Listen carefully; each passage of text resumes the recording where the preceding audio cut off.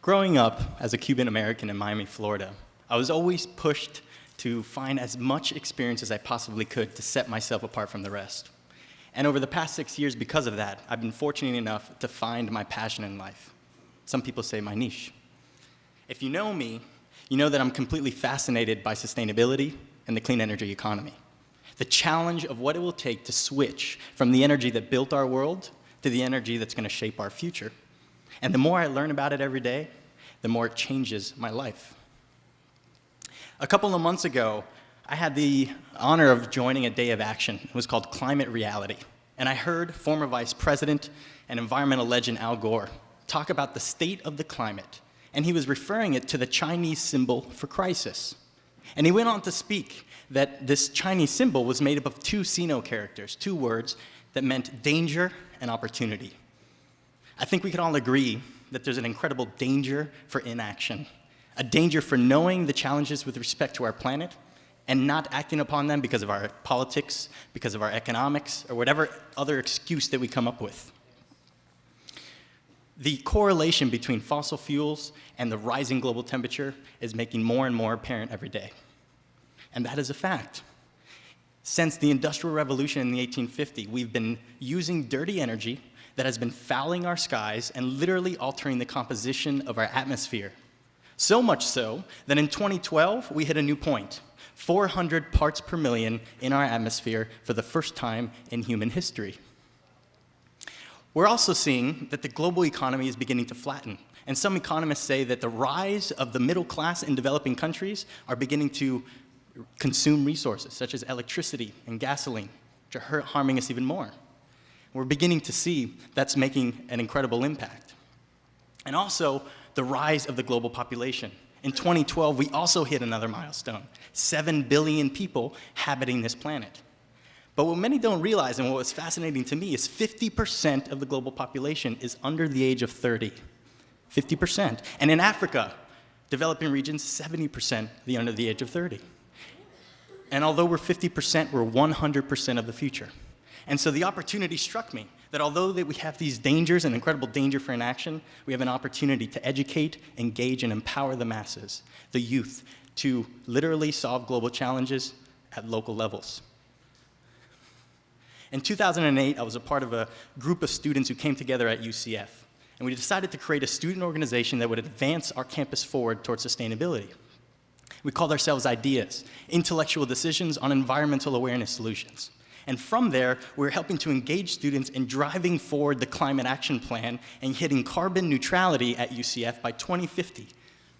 So what IDEAS started to do is engage our student body in action events. We started hosting ecosystem cleanups and restorations, recycling programs, campus gardens were being built, energy competitions within our dorms, and also educational programs in local K-12 schools to help change behaviors in the next generation.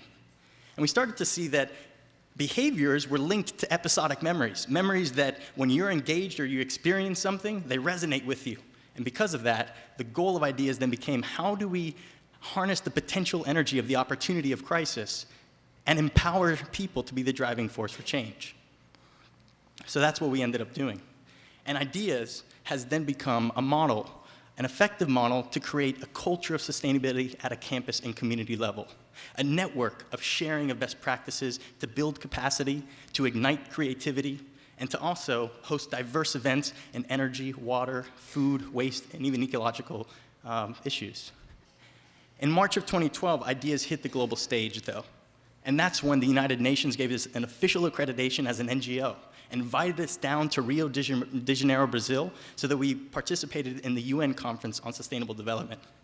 And there for 2 weeks, myself and 3 IDEAS leaders, Clayton Ferrara, Nick, and Christopher Stampar, participated in workshops, in side events, and even negotiated with heads of state about the importance of incorporating youth in the decision-making process for sustainable development.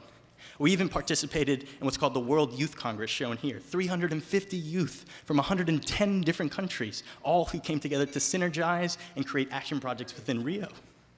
And because of that, IDEAS has turned into a grassroots movement and an international 501c3.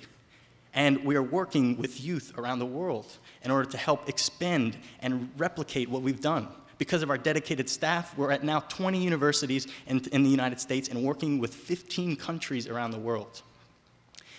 We're also working on rural development projects here, the Baduda district in Uganda, as well as the Konko village of Ghana, where we're working with our grassroots chapters in order to develop action plans and needs assessments that will help these people actually get the basic needs of sustainable food production, access to fresh water. Although these global challenges are at the global level, we must solve them at the local level. And so Ideas has also been organizing here in Orlando, and we started a new program called The Hive. The Hive is an interdisciplinary, multi-generational think and do tank that's focused on cross-pollinating and coming together to crowdsource ideas to these challenges.